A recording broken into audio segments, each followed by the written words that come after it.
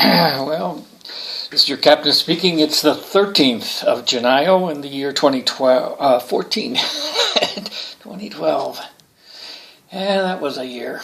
And I've been here in Venezia for a couple of days, making some rounds to the markets and getting my place.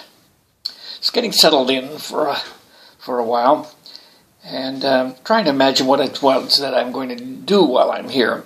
I went on Saturday night to the Gennaio, to the cultural center there, and I saw this performance by a group called Mr. Wob and the Canes, kind of blues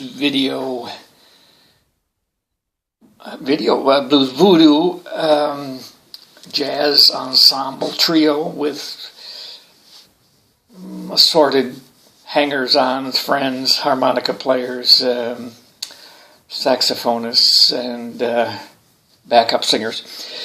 And my friend Francesca, who was there to a CD release party, she was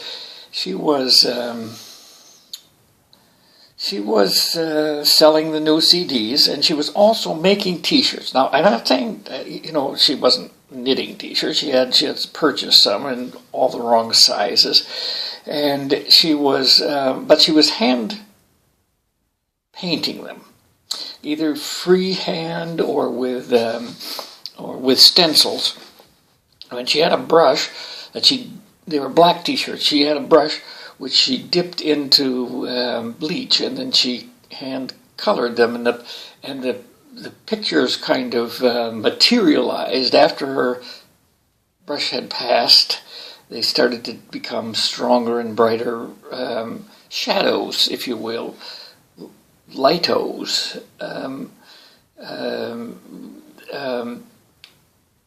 of her painting activity. And I've been thinking about what I'm going to do while I'm here. And then I was reading this morning this little book that talked about guidebooks to Venice, and how, in the 19th century in particular, they weren't very good, but they were always characterized by their watercolor illustrations. And it says,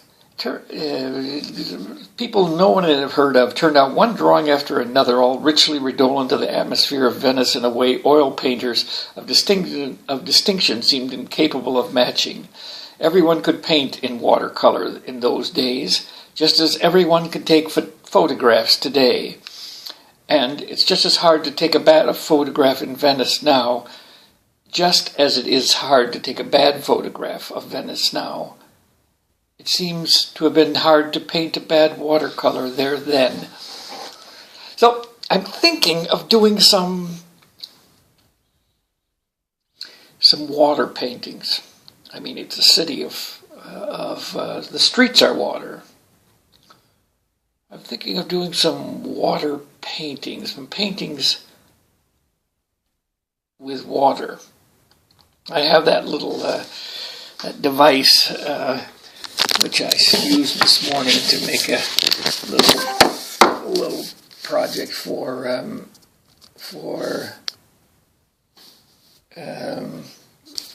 Vanessa. Let's see, Francesca.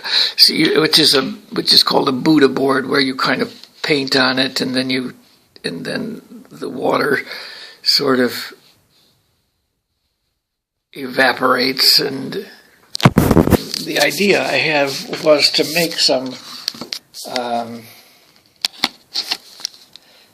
maybe some street paintings. I understand that Da Vinci made some beautiful drawings of water turbulence, floodwaters, and things.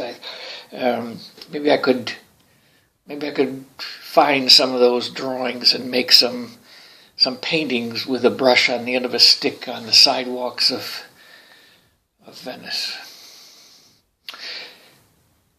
Anyway, I'm trying to imagine what these projects might hold, but the idea of performed painting sort of like I did.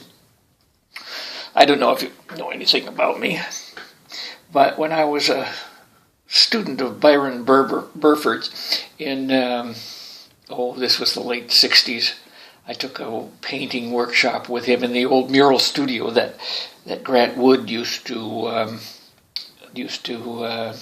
have, and Byron was his teaching assistant, and then he was my teacher. And it was a pretty conceptual era, very kind of about gestures rather than about process over product. And I made some paintings, like drawing on a white wall with white chalk, or painting on a blackboard with water, or spreading out sweeping compound on the floor of the painting studio, which was covered with dried paint, and then sweeping the sweeping compound away. And I've been thinking about some new project that would have to do with those conceptual sort of drawing process performances, because they were in a way very aligned with the Emily Harvey Foundation, which was, Emily Harvey was a gallerist who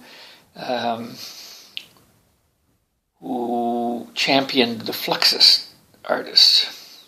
And if you've never heard of them, well, do a little research.